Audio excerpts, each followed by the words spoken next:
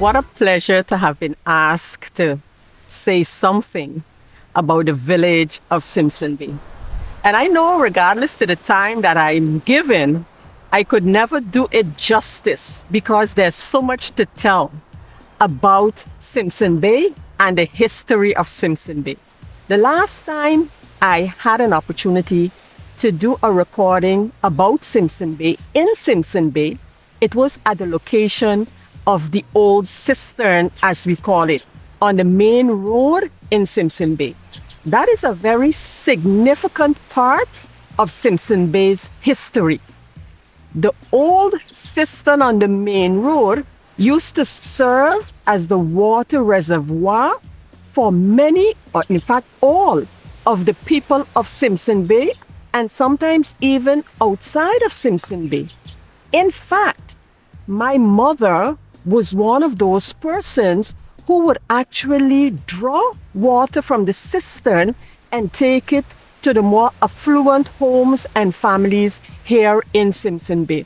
Simpsonbay was nowhere close to those of you who know it today.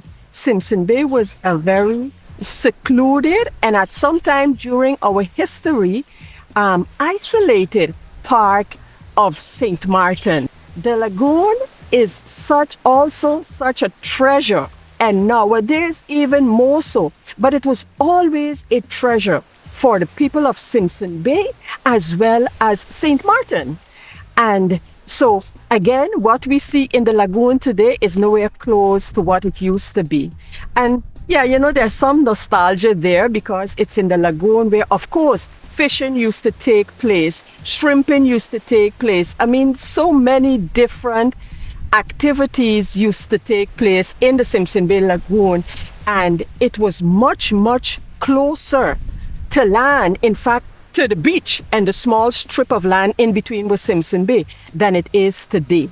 There was a time in our history that Simpsonbay was actually cut off from the rest of the island because of a hurricane that had passed and made it separated it, as I said, from the rest of the island.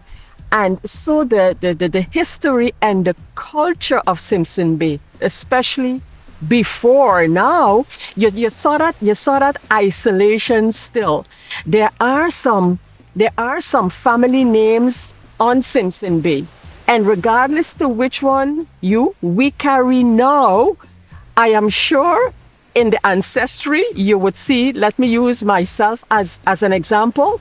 I am a Williams because of my father. And my father, he was James Christopher Williams.